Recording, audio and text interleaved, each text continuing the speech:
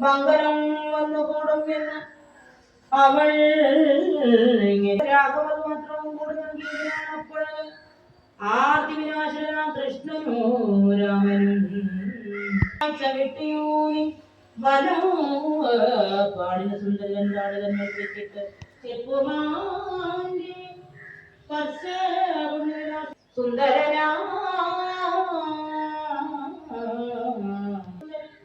തന്നെ ഗുണം നോയി വയസ്സിനെ ഒന്ന് തിരിഞ്ഞു നോക്കി പറഞ്ഞിടിനാൻ സുന്ദരീയമായ മാറ്റം വരുത്തുവാൻ